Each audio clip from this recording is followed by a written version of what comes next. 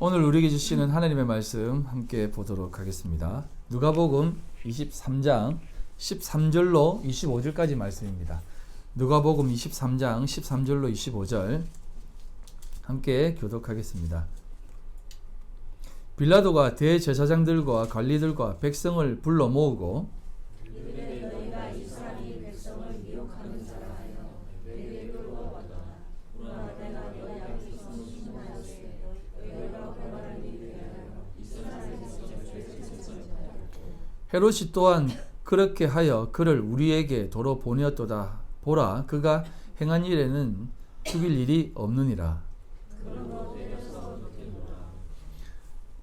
없음.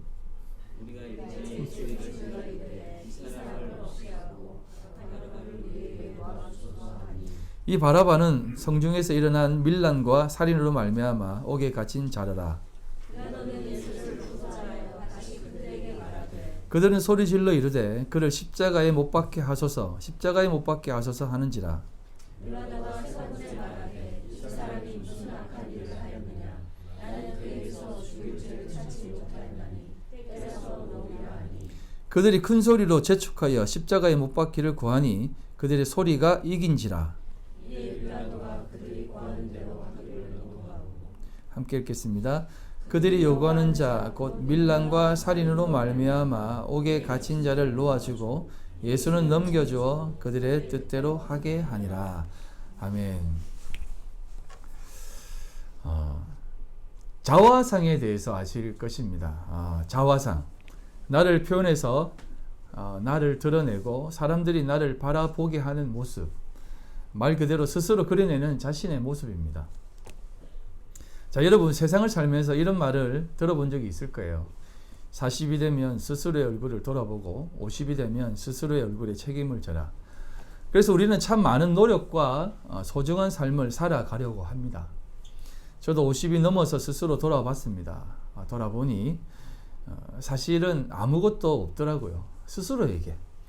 물론 자식들이 잘 되어 가고 있고 건강도 그렇게 나쁘지 않고 누구에게 손 벌리지 않고 넉넉진 않지만 그런 대로 살아가고는 있습니다. 하지만 다른 사람들과 비교해 볼 때 참 많이 부족하고 여전히 못난 것을 느끼게 되더라고요.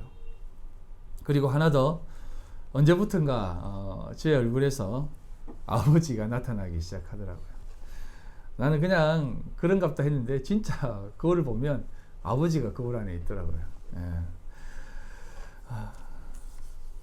여러분, 그런 모습들 속에서 우리는 스스로의 모습을 그려보기도 하고 또 생각해 보기도 합니다. 자화상 말입니다. 여러분은 어떤 자화상을 그려내실 수 있습니까? 어떤 철학자는 이런 말을 했습니다. 너 자신을 알라. 그러면 뭐 세상을 다 알게 될 것이다. 그런 뜻 아니겠습니까? 이처럼 자기 자신을 그려내기란 너무나 어렵습니다. 왜냐하면 그려내면 그러니까 주변의 시선이 너무 많기 때문에 그렇습니다.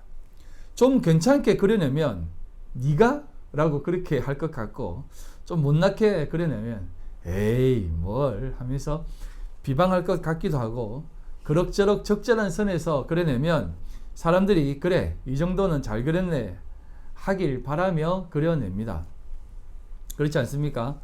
그래서 좀 모자라게도 하고 괜찮게 그려내기도 하고 좀 괜찮아도 못나게 그려내기도 하고 좀 잘나도 못나게 그려내기도 합니다. 그게 어떻게 보면 세상의 지배를 받는 우리 그리스도인들의 모습들 아니겠습니까? 성도는 이 정도는 되어야 하지 않을까라고 하는 그 자화상, 성도는 이 상황에서 이렇게 행동해야 한다는 그 자화상, 혹은 이런 고난과 역경 속에서 괜찮게 그려내고픈 마음들의 자화상, 그리고 자식들에게도 남겨주고 싶고 또 자식들도 그런 자신을 따라서 괜찮은 모습을 그려내기를 바라는 그러한 모습들의 자화상 아니겠습니까? 물론 이런 모습들은 당연한 모습입니다. 너무나 괜찮은 모습이고 당연히 그렇게 해야만 합니다. 하지만 참 성도의 자화상, 스스로 그려내는 것은 과연 어떤 그림일까요? 오늘을 살아가면서 그리고 내일을 준비하며 그려내고자 하는 것들은 어떤 그림이어야 할까요? 좀 분명하게 말씀을 드리면 어떤 삶으로 살아내어야 할까요?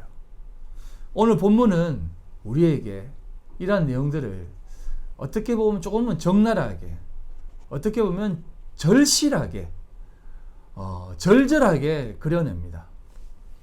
오늘 내용을 여러분 좀 잘 드러내시길 바랍니다. 예수님의 행적의 마지막 시간이에요.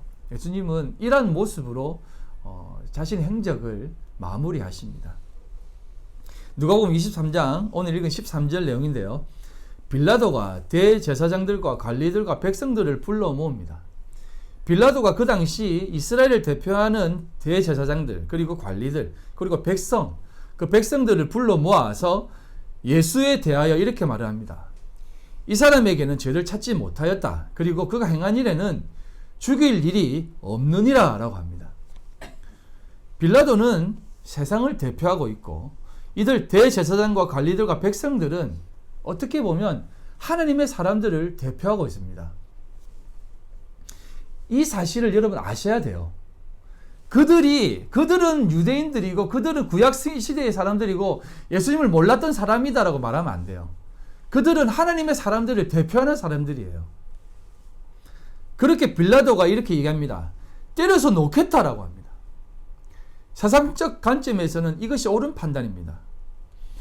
우리가 그렇게 좋아하는 정의로운 판단 말입니다. 죽일 일을 찾지 못하겠다. 그러니 좀 때려서 놓아주겠다고 합니다. 그랬더니 하나님의 백성들, 이스라엘입니다. 이들을 대표하는 사람들이 이렇게 이야기합니다. 18절. 일제히 소리질러 이르되 이 사람을 없이 하고 바라바를 우리에게 놓아주소서. 이렇게 이야기를 합니다. 일제히 다 합심 하나가 되어서 예수를 죽여야 한다고 소리칩니다. 그리고는 한술 더 떠서 놓아줄 거면 차라리 바라바를 놓아주소서라고 합니다. 이 바라바는 밀란을 조장하고 살인을 행했던 사람입니다. 죽여 마땅한 사람입니다. 그런데 이들 대제사장과 관리들과 백성들은 예수를 죽이고 바라바를 놓아주라고 합니다. 그랬더니 빌라도가 어떻게 하느냐 하면 다시 그들에게 말하여 놓아주고자 했다고 합니다. 그랬더니 더 소리 지르며 이제는 아예 십자가에 못 박으라고 외칩니다. 그런데 빌라도는 세 번째 말을 합니다. 나는 이 사람에게서 죽일 죄를 찾지 못했다. 그러니 때려서 놓으리라 라고 합니다. 그랬더니 이렇게까지 말합니다. 23절. 그들이 큰 소리로 재촉하여 십자가에 못 박기를 구하니 그들의 소리가 이긴지라 라고 얘기합니다. 그들이 이깁니다. 그렇게 예수는 십자가에 못 박힙니다. 자, 여러분, 이 내용을 그동안 어떻게 봐왔습니까? 빌라도는 나쁜 놈? 우리는 괜찮은 놈. 그렇게 생각을 했습니까? 아닙니다. 세상은 언제나 이 구원의 가장 고귀한 십자가 고난을 자신들의 고귀함으로 바꾸려고 합니다. 하지만 그 모든 것들이 어떻게 드러나느냐 하면 하나님의 백성이라고 자부하는 그들로 인해 예수님의 십자가는 성취됩니다. 이 아이러니함을 이해하셔야 합니다. 세상을 대표하는 빌라도는 예수님을 십자가에 못 박히지 못하게 한다니까요. 못 박게 한다니까요. 자신들의 괜찮음을 드러내려고 한다는 것이에요. 예수님이 제자들에게 이렇게 얘기합니다. 마태복음 26장 31절로 35절. 그때 예수께서 제자들에게 이르시되 오늘 밤에 너희가 다 나를 버리리라. 기록된 바 내가 목자를 치리니 양의 떼가 흩어지리라 하였느니라. 그러나 내가 살아난 후에 너희보다 먼저 갈릴리로 가리라. 베드로가 대답하여 이르되 모두 주를 버릴지라도 나는 결코 버리지 않겠나이다. 예수께서 이르시되 내가 진실로 내게 이르노니 오늘 밤 닭 울기 전에 내가 3번 나를 부인하리라. 베드로가 이르되 내가 주와 함께 죽을지언정 주를 부인하지 않겠나이다 하고 모든 제자도 그와 같이 말하니라 라고 합니다. 제자들에게 말씀하시기를 오늘 밤에 너희가 다 나를 버리리라. 이 말씀은 옛 선지자의 말씀을 응한 것인데요. 스가랴 13장에 나오는 내용입니다. 목자를 치면 양의 떼들은 다 흩어진다라고 하는 말씀이에요. 그렇듯 너희들은 다 흩어질 것이다 라고 말합니다. 그랬더니 베드로가 가장 먼저 모두 주를 버릴지언정 나는 절대 주를 버리지 않겠습니다. 그리고 주와 함께 죽을지언정 저는 주를 부인하지 않겠습니다. 라고 합니다. 그리고 모든 제자도 그와 같이 말하였습니다. 다른 제자들도 베드로를 보면서 나도요, 저도요, 내가 더 잘할 겁니다. 라고 하는 그러한 다 짐을 하였습니다. 이것이 제자들의 모습이며 성도라고 불리는 자들이며 어떻게 보면 빌라도며 세상의 모습을 그대로 답습하는 오늘날 세상에 포로된 교회의 모습입니다. 말로는 예수를 더욱 사랑한다고 합니다. 하나님을 사랑한다고 합니다. 사랑하면 하나님이 더 함께 하실 것 같아서 더 사랑의 표현을 더 강하게, 더 열렬하게, 더 절실하게 합니다. 그러면 하나님은 우리의 모든 필요를 더 채워주실 거라 생각합니다. 생각하는 그 능력 행사를 행하실 것이다 생각합니다. 버리지 않는다고 합니다. 나는 그렇게 하지 않겠다라고 고백하며 하나님 앞에 사랑 고백을 하지만 사실은 그들의 고백은 전부 인간적 고백과 모습 속에서 드러나는 예수가 없이는 살 수 없다라는 것을 더 확인시켜 주는 모습인 거예요. 빌라도도 그런 마음으로 법정에 섰을 것입니다. 왜냐하면 빌라도의 부인이 한 이야기가 있기 때문에 그렇습니다. 마태복음 27장 19절에 총독이 재판석에 앉았을 때에 그의 아내가 사람을 보내어 이르되 저 옳은 사람에게 아무 상관도 하지 마소서. 오늘 꿈에 내가 그 사람을 인하여 애를 많이 태웠나이다 하더라. 이처럼 빌라도도 예수를 십자가에 못 박고 싶지 않았을 것이고 않았습니다. 그래서 하나의 방도를 취한 것이 바라바 카드였어요. 하지만 그 카드도 먹히지 않았습니다. 그렇게 자신도 대제사장들과 관리들과 백성들도 다 예수를 십자가에 못 박도록 사용되어집니다. 어떻게요? 모두가 다 예수를 십자가에 못 박도록 시키는 자들로 확인되어진다는 것이에요. 우리는 의도적으로 사도행전을 계속 외우다 보니 그냥 빌라도만 나쁜 놈이라 생각하는데 사실은 모든 사람이 다 나쁜 사람이었어요. 그리고 빌라도도 선동된 사람이었습니다.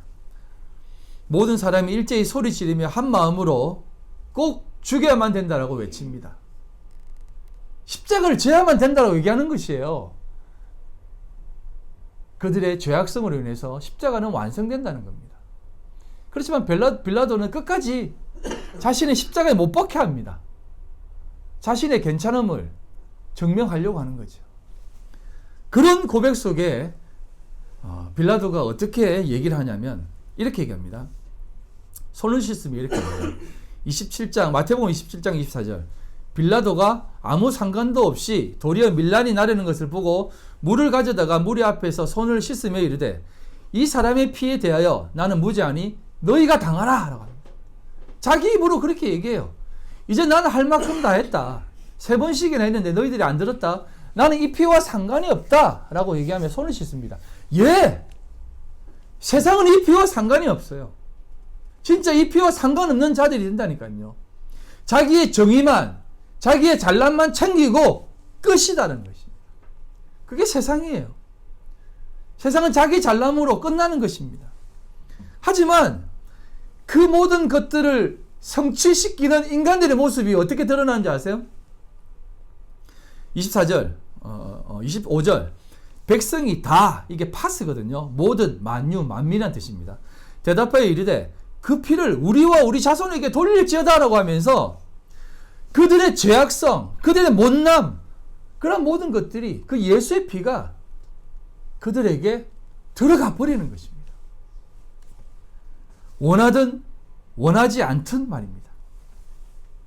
이게 하나님의 능력인 것입니다. 제가 늘 말했던 천국이 그들 속에 침노에 들어가는 그런 모습인 것이에요. 그 속에 예수의 피, 6월절 어린 양의 피와 같이 그들에게 허락되어진 것입니다. 이게 바로 불가항력적 은혜입니다. 개혁주의 5대 강령을 한번 잠깐 들여다보면 개혁주의 5대 강령이라고도 하고 칼빈주의 5대 강령이라고 하는데 튜립이라고 하는 단어로 되는데 5대 강령입니다. 제가 이걸 읽으려고 영어를 몇 번 돌리면서 읽었는데 total depravity, 그 다음에 unconditional election, limited atonement, irresistible grace, perseverance of the saint. 예. 다시 말하면 전적 타락, 무조건적 선택, 제한적 속죄, 불가항력적 은혜, 그리고 성도의 견인, 인내라는 겁니다. 이게 무슨 말이냐면, 잠깐만 설명을 드리면, 우리 인간은 전적인 타락을 한 것입니다. 모든 인간이 다 타락을 했어요. 그리고 하나님의 선택하심은 조건이 없다는 것입니다. 무조건적 선택이라는 겁니다. 그리고 하나님의 속죄는 그 선택된 자만을 속죄케 하는 것입니다. 제한적 속죄라는 것이요. 선택된 자만이 속죄받을 수 있다는 것입니다. 그리고 불가항력적 은혜. 하나님의 그 은혜는 내가 너를 사랑한다라고 했을 때, 아니요, 나는 그 사랑 필요 없어요. 나는 그 사랑 받을 자격도 없지만 필요도 없습니다. 나 그 사랑 없어도 살 수 있어요. 라고 절대 말할 수 없다는 거예요. 불가항력적 은혜라는 것입니다. 거부할 수 없는 은혜라는 거예요. 그리고 성도의 견인, 성도의 인내라는 겁니다. 이건 뭐냐면 모든 성도는, 부름받은 성도들은 어떠한 고난과 사탄의 아무런 유혹과 그 고난의 연속이 있을지라도 성도는 반드시 견디고 인내할 수 있다는 거예요. 이 불가항력 은혜를 오늘 이 본문 말씀이 얘기해 주고 있는 것입니다. 그들이 예수를 십자가에 못 박으라고 외치고 예수를 거부하지만 그 거부하는 행동이 예수를 십자가에 못 박게 하는 행위로 확인되어지는 거라니까요. 이게 우리가 하나님 앞에 은혜로 구원받아서 예수를 믿어 구원받았다는 것이 아니라 예수를 죽여야만 되는 자로 확인되어져 구원이 필요한 자라는 것을 확인시켜주는 그러한 말의 차이라는 겁니다.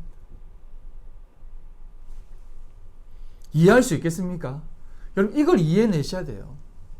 예수님 당시 십자가에 못 박으라고 했던 그 자가 우리라는 거예요. 우리. 내가 만약에 그 자리에 있었다면 예수를 십자가에 못 안 박았지 하며 예수님 십자가의 고난을 바라보면서 눈물 흘리며 왜 그들이 그렇게 십자가에 못 박았어요? 로마 병정만 욕했지만 사실은 십자가에 못 박으라고 한 사람이 우리라는 거예요. 나라는 거예요. 왜? 그래야만 그 피가 나와 상관이 있기 때문에. 그러지 않으면 나와 그 피는 상관이 없어요. 그래서 천국은 우리 속에 침노에 들어오신다는 것입니다. 이게 예수님이 이 땅에 오심에 대한 부분으로 우리에게 확인시켜 주는 것입니다. 하나님이 이 땅에 성육신으로 침노에 들어오시는 겁니다. 아니, 구약의 모든 내용이 다 그렇게 하나님이 우리 속에 그 창세 전부터 우리 속에 계속해서 쳐들어 오신다니까요. 하나님의 백성들에게 말입니다. 그런데 우리는 항상 그러한 메시아로 보지 않고 늘 예수님이 오시면 화합과 사랑, 기쁨, 감사, 평화가 있다라고 생각을 합니다. 하지만 여러분, 예수님은 오셔서 평화를 위해 오신 것이 아니다는 거예요. 화평 앞에서 교황이 평화를 위해 힘쓰십시오. 그런 게 아니다라는 거예요. 예수님은 오셔서 너희들은 평화를 이루어낼 수 없는 존재기에 내가 없으면 안 되는 존재들이라는 것을 확인시켜 주는 것이다라니까요. 그래서 예수님은 이 땅에 오셔서 자신의 모습을 그렇게 계시해 주시는 겁니다. 성육신, 침노에 오셔서 우리의 구원을 완성하시고 이루어내신다는 겁니다. 오늘 읽은 마지막 부분 절을 보면 조금 더 그 내용을 깊이 이해할 수 있습니다. 25절. 예수를 넘겨주어 그들의 뜻대로 하게 하니라라고 얘기합니다. 이 말씀 때문에 유대인들이 신약을 믿지 않습니다. 왜냐하면 그가 메시아라면 우리 뜻대로 죽지 않는다는 거예요. 그가 메시아라면 인간에 의해서 죽지 않지. 근데 말씀에는 또 그렇게 나와 있습니다. 그들의 뜻대로 예수가 죽는다라고 하는 거예요. 근데 이게 그들의 뜻대로 되어지는 것이겠어요? 그게 아니라 그들이 그런 존재로 드러난다라고 하는 것입니다. 예수의 죽으심이 없이는 아무것도 아니다라는 것을 확인시켜 주는 것이에요. 그렇게 이스라엘 사람들은 율법을 지켜, 너희들을 내가 율법을 지켜 참된 하나님의 그 귀하고 복된 체계를 우리가 세워나갈 테니까 당신은 죽어! 라고 하는 것입니다. 유대인들은 그렇게 지금도 외치고 있는 것입니다. 예수를 참으로 깨닫는 사람은 정말 내 의지는, 내 뜻은 예수를 죽여야만 살아낼 수밖에 없는 존재구나라는 것을 확인하고 또 확인해서 하나님 앞에 나아갈 수 있는 것입니다. 그런 자들에게 예수는 이렇게 화답을 해주고 있습니다. 누가복음 23장 34절로 35절. 이에 예수께서 이르시되 아버지 저들을 사하여 주옵소서. 저들이 하는 것을 알지 못함이니이다 하시더라. 그들이 그의 옷을 나누어 제비 뽑을새 백성은 서서 구경하되 관리들은 비웃어 이르되 제가 남을 권하였으니 만일 하나님이 택하신 자 그리스도이면 자신도 구원할지어다 라고 얘기합니다. 예수님은 십자가상에서 죽어가시면서 아버지 저들이 하는 일을 저들이 알지 못합니다. 알지 못한다는 거예요. 그러니 용서해 주십시오 라고 하는데 밑에 있는 자들은 그들이 용서를 구하고 있는데 그들은 야 네가 진짜 메시아라면 네 자신도 못 구해 하면서 그런 것들로 답습한다니까요. 오늘날 우리의 모습 아닙니까? 하나님이 이런 상황을 해결도 못한다면 우리가 왜 믿습니까 당신을? 이런 상황인데 하나님이 이끌어 가시지 못한다면 우리 이 사는 세상 이렇게 변화시키지 못한다면 바꾸지 못한다면 당신의 존재가 우리에게 뭐가 필요합니까? 우리 인간은 그냥 스스로 살아낼 수 있습니다 라고 하는 거예요. 자신을 구원하지 못하는 자가 어떻게 남을 구원하겠느냐 라고 하는 것입니다. 그래서 지금 세상이 우리 교회를 주목하고 있는 거예요. 하나님이 너희들을 지켜주시나 안 지켜주시나 지금 보고 있는 겁니다. 그러는데 우리 교회들은 어떻습니까? 자중질환하고 있지 않습니까?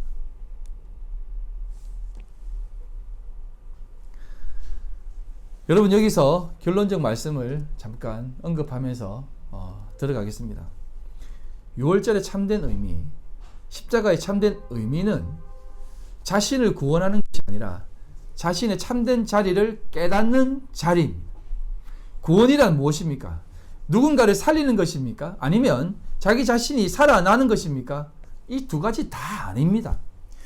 6월절의 참된 의미와 십자가의 참된 의미는 나를 창조하신 참 하나님 앞에 나의 무력함과 부족함을 내려놓고 나아가 오직 하나님이 없이는 살아갈 수 없는 존재라는 것을 깨닫는 것이 구원인 거예요. 하나님이 나를 구원해 주셨구나라는 것이 구원이 아니라 내가 구원받아야만 하나님만이 있어야만 살아날 수 없는 자이구나라는 것을 깨닫는 게 구원이다라는 거예요. 예수님도 마찬가지입니다. 그도 역시 죽어 6월절에 참된 제물이 되시고 그 자리로 인해 부활의 참된 자리로 나아가는 겁니다. 우리도 그렇습니다. 그렇게 죽어야 할 우리들이지만 예수님이 우리를 위해 죽으시고 그 죽으심으로 사실상 죽임을 당하기 위해 몸부림치신 것인데요. 그 죽으심으로 우리 역시 그 죽으심을 내 죽음으로 받아들여 나도 역시 죽어야만 할 자인 거구나 라고 하는 그 사실. 그럼에도 불구하고 내가 죽지 않고 하나님이 살려주시는구나. 내가 죽어야만 될 이유가 수천 가지가 있음에도 불구하고 내 무력한 자리로 들어오신 하나님으로 인해 내가 살아나는 것이구나 라는 것을 깨닫는 것이 참된 구원의 모습, 6월절의 의미라는 거예요. 아시겠습니까? 그래서 예수님은 부활하셔서 제자들을 찾아다니십니다. 그리고는 이렇게 말씀하십니다. 이런 마음으로 살아가길 바라며 말입니다. 마태복음에 보면 이렇게 말씀하십니다. 28장 18절 예수께서 나와 말씀하여 이르시되 하늘과 땅의 모든 권세를 내게 주셨으니 그러므로 너희는 가서 모든 민족을 제자로 삼아 아버지와 아들과 성령의 이름으로 세례를 베풀고 내가 너희에게 분부한 모든 것을 가르쳐 지키게 하라. 볼지어다 내가 세상 끝날까지 너희와 항상 함께 있으리라 하시니라. 그리고 사도행전 1장 8절에는 이렇게 말씀합니다. 오직 성령이 너희에게 임하시면 너희가 권능을 받고 예루살렘과 온 유대와 사마리아와 땅끝까지 이르러 내 증인이 되리라 하시니라. 자, 그러면 우리 예수 믿는 사람이 하나님 앞에 구원받아 정말 무익한 자로 깨달은 우리들이 이 땅을 어떻게 살아가야 되느냐. 사도행전의 시작도 이렇게 얘기하고 예수님이 부활 승천하시면서 제자들에게 이렇게 말씀하시는데 어떻게 살아가고 합니까? 그래서 이렇게 얘기합니다. 모든 민족을 제자로 삼으라고 합니다. 그리고 그들에게 아버지와 아들과 성령의 이름으로 세례를 베풀라 합니다. 그리고 너에게 분부한 모든 것을 가르쳐 지키게 하라고 합니다. 그리고 내가 세상 끝날까지 너희와 항상 함께 있을 것이다 라고 얘기합니다. 그리고 사도행전, 초대교회의 시작을 알리는 사도행전에 이렇게 얘기합니다. 땅끝까지 이르러 내 증인이 되어라 라고 얘기합니다. 자, 이 두 가지만 한번 살펴보겠습니다. 예수님은 부활하시면서 우리에게 이러한 모든 것들을 살게 하시는데 오늘날 우리 성도들에게 요구를 하는 겁니다. 어떻게 살아가야 될지를. 자, 그러면 어떻게 살아가야 됩니까? 모든 권세를 나에게 주시는데 사실은 이 권세를 누구에게 주었냐면 나에게 준 것이 아니라 예수께 주었다고 합니다. 그리고 예수께 주어진 그 권세, 그 예수의 권세가 우리와 영원히 함께 한다고 얘기합니다. 그러면 그 권세가 무엇입니까? 그 권세의 시작은 세례로부터 시작합니다. 모든 족속으로 제자를 삼아 또 그들에게 아버지와 아들과 성령의 이름으로 세례를 주러 갑니다. 이 세례를 베푼다는 게 무엇이겠습니까? 오늘날 세례를 베푼 사람은 목사들만 세례를 베풀 수 있습니다. 그런데 여러분들은 세례를 못 베풉니까? 목사님 지금 그렇게 말씀하시면 안 되는데 우리가 그럼 세례를 베풀어도 돼요? 여러분 자식들을 위해서 기도하죠. 이렇게 가끔 머리에 손도 얹고 손도 잡고 기도하죠. 예? 여러분 그게 어떻게 보면 세례의 일종입니다. 여러분 세례가요 물 세례가 물로 떠가지고 이렇게 세례하는 어떤 행위적 종교적 어떤 행위적 모습으로 세례라고 생각하지 마세요. 세례는 연합을 의미합니다. 연합을. 어떤 연합을요? 이 세례는 홍해 사건을 담고 있고 요단강 도하 사건을 담고 있다고 성경은 얘기하잖아요. 그것까지 설명하면 너무 기니까 그렇게 담고 있습니다. 성경은 얘기합니다. 자, 홍해 사건을 잠깐 설명을 드리면 그 저주의 바다, 죽을 수밖에 없는 그 바다, 나는 다 그 바다에 빠져 죽은 것이다 라고 하는 그 바다, 그 다 죽어야 될 그 우리들에게 마른 땅을 건너가게 하신 것이 세례라고 얘기하는 거예요. 마른 땅을 건너가게 합니다. 자, 바다를 동풍이 밤새도록 불어 갈라놓습니다. 바람이 뭡니까? 바람, 푸뉴마, 성령입니다. 성령을 불어 죽음을 갈라놓는 겁니다. 그리고 마른 땅을 만들어 그곳을 지나가게 합니다. 마른 땅이 뭡니까? 마른 땅은 생명의 땅입니다. 생명의 동산이고 생명나무가 있는 동산이고 우리도 마른 땅인 겁니다. 그래서 예수 그리스도의 그 생명, 그 생명이 우리와 연합되어서 살아나는 것을 얘기합니다. 홍해를 건너는 것은 죽어서 살아난다라고 하는 개념이에요. 그러니까 예수 그리스도와 연합되어야만 살아난다는 겁니다. 요단강 도하 사건도 마찬가지예요. 여호수아와 함께 지나가는 겁니다. 이스라엘 백성들이 다 죽을 수밖에 없지만 하나님이 다 건너게 해주시는 거예요. 그래서 예수 그리스도와 연합을 얘기하는 겁니다. 세례는. 자, 그러면 우리가 세례를 받는다는 것, 세례를 준다는 건 무엇이겠습니까? 내가 그리스도와 연합하며 살아가고 있다는 것을 그 사람들에게 전하는 겁니다. 진리를 전하는 거예요. 그게 세례를 베푸는 겁니다. 그래서 여러분, 세례라는 것은, 제자 삼는다는 것은, 증인이 된다는 것은 내 속에 그리스도의 삶을 담아 살아가는 모습을 주변의 이웃에게, 자식들에게 보여주는 겁니다. 그래서 여러분, 그 제자들이 증인이 되리라고 하는 그 제자들의 삶이, 증인된 삶이 어떤 삶으로 다 확인되어집니까? 예수님의 12 제자들의 삶을 잠깐만 돌아보면 베드로는 로마에서 십자가에 거꾸로 달려서 죽었고, 마가는 알렉산드리아에서 기도하며 순교했고, 빌립은 소아시아에서 십자가를 지고 죽었고, 바돌로메는 몸에 가죽을 벗기는 죽임을 당했고, 도마는 인도에서 나는 예배한다 소리치며 순교를 당했고, 마태는 에티오피아에서 창에 찔려 순교했고, 마띠아는 예루살렘에서 돌팔매질을 맞고 쓰러진 후에 목배임을 당했고, 안드레는 아데사에서 십자가에 못 박혀 죽었고, 누가는 헬라에서 감람나무 밑에 매달려서 죽임을 당했고, 바울은 로마에서 칼에 목이 떨어져나가는 죽임을 당하였고, 예수님을 부르다가 죽었다고 합니다. 세례 요한은 100세까지 온갖 시련을 겪다가 마지막까지 그 복음을 전하고 죽임을 당한 것입니다. 그게 제자의 삶이에요. 제자의 삶. 여러분, 그 제자의 삶이 그런 겁니다. 증인의 삶이 그런 거예요. 예수의 삶이라는 겁니다. 근데 제자들은 이 부분에 대해서 하나도, 그들의 삶에 대해서 하나도 내 삶은 이런 것이다라고 확인하지 않았다니까요. 만약 지금 우리가 그렇게 죽었다면, 제가 만약에 여기에서 피를 토하고 순교했다고 생각해 보세요. 그럼 여러분들이 얼마나 많은 사람들에게 그 얘기를 하고, 또 막 사람들에게 막 얘기해서 후원도 하고 막 하지 않겠습니까? 근데 제자들은 절대 그러지 않았어요. 이걸 당연히 여긴 것입니다. 왜? 예수와 연합된 삶이 이런 삶이니까. 사랑하는 성도 여러분, 우리가 예수를 위해 살아가는 삶이 무엇이겠습니까? 성도로 부름받아 살아가는 삶이 무엇이겠습니까? 그 삶은 가장 먼저는 이 십자가 사건 앞에 있는 성도가, 그 사람들이 나다라고 하는 정확한 인식이 있어야 됩니다. 그리고 이 인식 속에서 우리는 살아가야 돼요.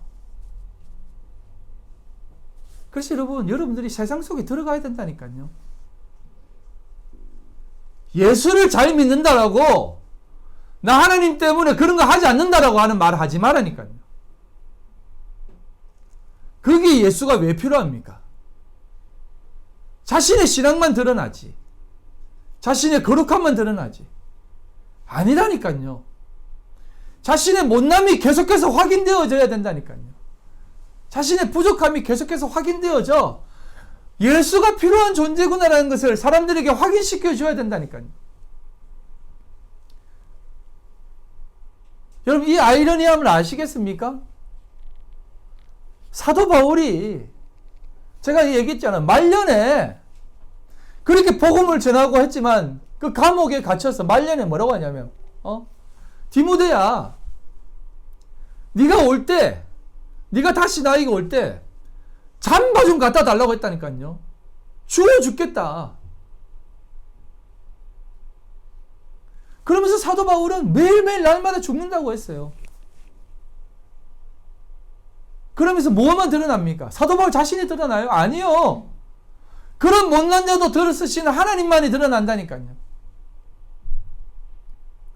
근데 우리는 자꾸 뭔가를 멋진 일을 해서, 훌륭한 일을 해서, 괜찮은 일을 해서 하나님을 드러내려고 한다니까요. 그거 하나님 절대 안 드러납니다. 잠깐 흥분했는데 조금 말씀드릴게요. 오늘날 교회가 하나님을 드러내기 위해 하는 행동들을 한번 잘 보십시오. 세상 사람들이 너무나 좋아하고 기뻐하는 모습들로 하나님을 드러냅니다. 어떻게 드러냅니까? 좋은 일을 행하고 세상이 요구하는 종교적 참된 모습을 취해서 사람들에게 칭찬받으려고 합니다. 그리고 많은 사람들도 그들을 칭찬합니다. 믿지 않는 사람들이나 믿는 사람들이나 다 칭찬합니다. 그러면 여러분, 하나님이 더 드러나는 것 같아요? 사람들은요, 그래, 이제 좀 잘하네, 이제 좀 교회답네 라고 하지만 그들 속에 하나님의 필요성은 전혀 느끼지 않습니다. 다 자기 가치 챙기기 위해서, 그럼 저 정도 교회는 한번 내가 나가줄까? 이런 마음으로 교회 나갔는데 그 사람에게 하나님이 어떻게 필요해요? 그런 사람들이 하나님을 진짜 의지하겠습니까? 조금만 틀리면 당장 튀어나가죠. 목사가 조그마한 흠만 보이면 에이 하면서 나가버리죠. 하나님이 어디 있습니까 거기에? 목사만 있고 교회만 있고 종교만 있고 기독교만 있지. 이걸 우리 성도들은 생각하지 않는다니까요. 말씀을 전혀 진짜 제대로 보지 못한다니까요. 그게 아니라니까요. 우리는 전부 다 예수를 십자가에 못 박으러 지금 외치고 있는 자들이라니까요. 그러니 여러분 잘난 거 하나도 없다니까요. 나도 잘난 것 없고 나도 다 못났다니까요. 그래서 은혜가 아니면 서지 못하는 겁니다. 하나님이 내가 이 자리에서 외치지 않게 하면 은혜가 없으면 내가 어떻게 내 같은 놈이 외칠 수 있습니까? 100번 죽어, 골100번 죽어, 돌에 맞아 죽어도 더 죽을 놈인데 내가.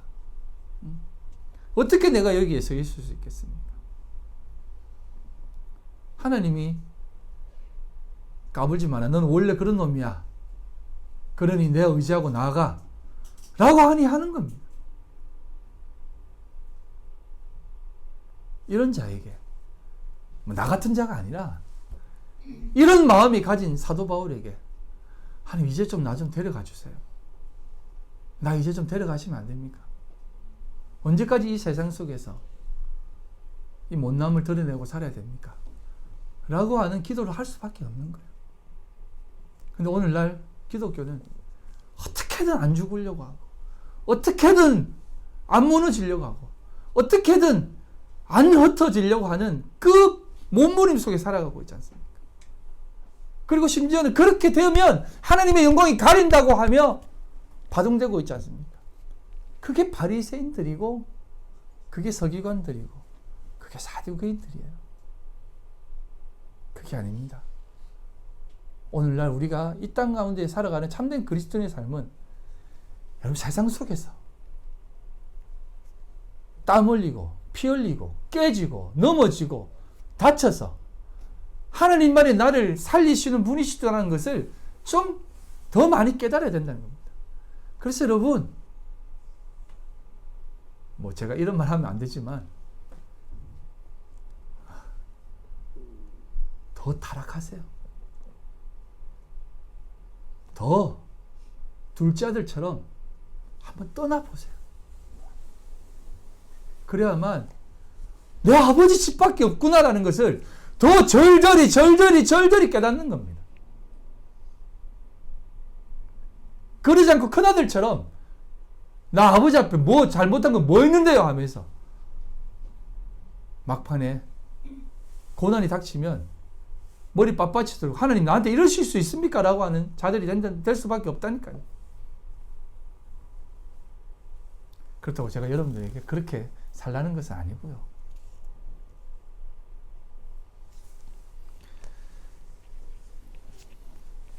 마태복음 22장 36절로 40절입니다. 율법 선생님 율법 중에서 어느 계명이 크니까? 예수께서 이르시되 내 마음을 다하고 목숨을 다하고 뜻을 다하여 주 너의 하나님을 사랑하라 하셨으니 이것이 크고 첫째 되는 계명이요 둘째도 그와 같으니 내 이웃을 내 자신같이 사랑하라 하셨으니 이 두 계명이 온 율법과 선지자의 강령이니라. 그리고 요한복음 13장 34절 새 계명을 너에게 주노니 서로 사랑하라. 내가 너희를 사랑한 것 같이 너희도 서로 사랑하라. 사랑하라는 것입니다.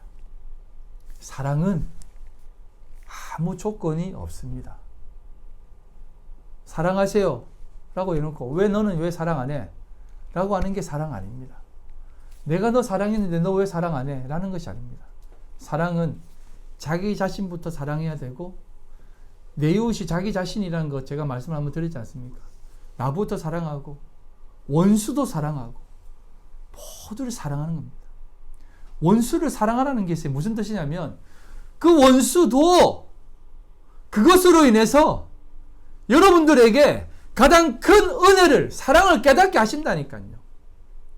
그 원수가 여러분들 자신이고 원수된 행동을 하는 여러분들 자신이라니까요. 그래서 그 사랑하는 마음을 가지고 이런 나를 사랑하시는구나 하며 이 죄악 덩어리 나도 사랑해 내는 것이에요. 그거 못 사랑하고 이런 놈 내가 어떻게 사랑해 하면서 자살한 놈이 가룟 유다라는 거예요. 목매달아 죽은 가룟 유다. 하지만 우리는 그런 삶이 아니라는 겁니다. 베드로처럼 여러분 살 희망을 끊었다니까요. 어떻게 예수님의 수제라는 놈이 예수님 3번 부인하고 계집종한테 그렇게 수모를 당했는데 살 수 있겠어요? 얼굴 들고 살 수 있겠어요?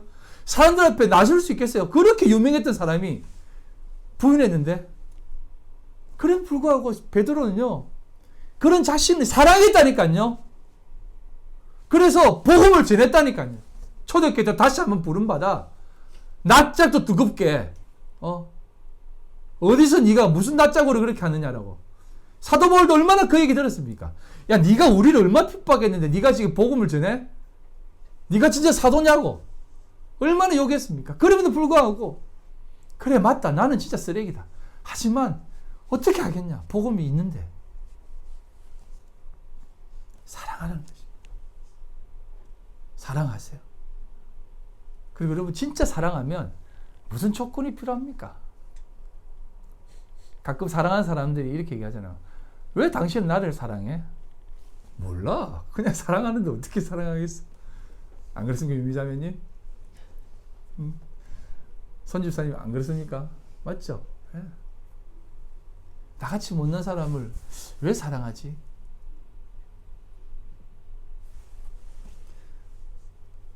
그게 비밀인 겁니다. 그 미미한 비밀을 우리에게 조금씩 던져주는 거예요. 어떤 강연에 보니까 갑자기 한 명이 생각나더라고요. 근데 저는 그렇지 않다고 믿습니다. 세상 사람들은 그렇게 얘기해요. 나는 자연인이다 라고 하는 것을 많이 보는 사람이라든지, 나 시골로 가서 살래 라고 하는 사람들은 참, 김창욱 씨가 그런 얘기 하더라고. 부인과 살고 싶지 않다는 뜻이라는 거예요. 헐, 나도 가끔 그런 생각이 드는데 아니에요. 그런 뜻이 아니라, 그게 그런 거겠습니까? 세상이 너무 답답하니까 그렇지 않겠습니까? 그런데 여러분, 그렇다고 산에 들어가지 마세요. 산도 똑같은 세상입니다. 옆에 진짜 사랑해야 될 존재가 있다는 것을 꼭 기억하면서 사십시오. 사랑하며 사세요. 사랑하며 그 마음을 가지고 사세요. 여러분들에게 주어진 그 일 진짜 싫어요. 내가 이런 일까지 해야 되나라는 생각도 있어요. 하세요. 해내세요. 그러면서 이런 것도 내가 사랑해야 되는구나 라는 마음을 가지세요. 가끔 진짜 영업 전선에서 진짜 처절하게 생활하는 사람의 얘기를 들으면 어떤 사람이 이렇게 갑니다. 그 죄악된 길에서 돌아서서 그 직업 그만두고 하나님이 원하는 직업 하세요. 식당에서 술 팔면 그런 직업 그만두고 다른 좋은 일 하세요. 밥만 파세요. 이런 얘기하는 사람들도 있어요. 그거 아닙니다. 그런 거 아니에요. 어떻게 그렇게 말할 수가 있어요? 그게 아니라 그 속에서 살아내셔야 되는 겁니다. 그 속에서 살아내는 게 가장 귀한 겁니다. 그 속에서 은혜를 깨닫는 게 가장 귀한 겁니다. 예수님이 그들의 뜻대로 되게 하며 그리스도의 십자가를 완성시킨다니까요. 세상은 십자가를 거부합니다. 못하게 합니다. 그렇게 살면 안 되지라고 합니다. 하지만 예수님은 그들의 죄악을 드러내어 십자가를 완성시켜버려요. 이 놀라운 비밀을 여러분들 아셔야 되는 거죠. 그래서 여러분, 세상 가운데 살아내십시오. 더러워도 힘들어도. 그래서 저는 중국이 참 감사합니다. 너무나 많은 하나님을 만나게 하시고 깨닫게 하시고 붙잡게 하십니다. 순간순간 돌았으면 변수가 생기고 터지고 정말 살고 싶지 않은 그런 마음을 가지게 합니다만 저는 너무나 감사해요. 그렇게 해서 하나님을 더 붙잡게 하시니까. 말씀 믿겠습니다. 우리에게 허락하신 그 삶은 너희 이름이 하늘에 기록된 것으로 기뻐하라 라고 하는 말씀으로 우리에게 던져주십니다. 이 말씀은 누가복음 10장 17절로 20절에 나와 있는 말씀에 담겨져 있는 건데요. 70인이 기뻐하며 돌아와 이르되 주여 주의 이름이면 귀신들도 우리에게 항복하되이다. 예수께서 이르시되 사탄이 하늘로부터 번개같이 떨어지는 것을 내가 보았노라. 내가 너희에게 뱀과 정갈을 밟으며 원수의 모든 능력을 제어할 권능을 주었으니 너희를 해칠 자가 결코 없으리라. 그러나 귀신들이 너희에게 항복하는 것으로 기뻐하지 말고, 같이 읽겠습니다.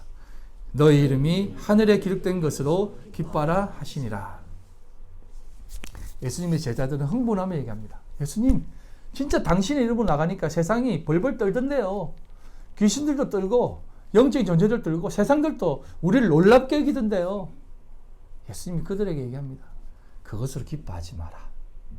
내 이름이, 너희 이름이 하늘에 기록된 것으로 기뻐해라 하는 겁니다. 오늘의 삶 속에 여러분들은 빌라도로 기록되어지는 것입니까? 아니면 그 십자가에 그 사건이 없이는 살아갈 수 없는 존재라고 하는 그 이름 속에 여러분들의 석자가 들어가 있습니까? 꼭 기억하시고 오늘도 예수님께서 행하신 그 놀라운 이적, 그 행위는 오늘을 살아가는 우리들에게 가장 귀하고 복된 것으로 던져주어 오늘을 살게 하신다는 것을 기억하시고 오늘도 믿음으로 당당히 세상아 비켜라, 사망아 꺼져라, 나를 둘러싼 이 모든 악하고 더러운 것들 그래 내게 있지만 오직 주님이 나를 건져주신다, 내 손 붙잡고 있다 라고 외치며 나아가는 우리 성도님들 다 되시기를 주님의 이름으로 간절히 소망합니다. 아버지 하나님, 영광과 찬송을 올려드립니다. 오늘도 우리에게 연약하고 부족한 그런 삶을 허락하신 이유는 하나님을 더욱더 귀하고 복된 분으로, 또 하나님 없이는 살 수 없는 존재로 살아가게 하심을 압니다. 또 깨닫게 됩니다. 하나님 도와주시고 인도해 주시옵소서. 때로는 하나님을 원망하기도 합니다. 하나님 그러지 않게 하여 주시옵소서. 온전히 하나님만 붙잡고 살아가는 저희들 다 되게 해주시옵소서. 오늘도 빈손 들고 나오지 않고 겸손히 하나님 앞에 믿음으로 기도하며 나아갑니다. 아버지 하나님 함께 해주시고 역사하셔서 정말 아버지 하나님 앞에 드려지는 이 귀한 물질 아버지 앞에 드려질 때에 온전히 하나님의 영광만 드러나게 하여 주시옵소서. 하나님 기뻐 받아주셔서 우리의 드린 손길 부끄럽지 않도록 도와주시고 하나님 가장 큰 은혜로 만배로 채워주시옵소서. 하나님 기뻐 받아주시옵소서. 지금은 우리 주 예수 그리스도의 그 크신 은혜와 아버지 하나님의 극진하신 선하심과 성령님의 교통인도 역사 충만하심이 오늘도 주님 앞에 참된 믿음의 자리에서 성도로서 살아가기로 결심한 우리 모든 성도들 머리와 그들의 가정과 직장과 사업과 삶의 모든 터전이에 지금으로부터 영원토록 함께 있을지어다. 아멘.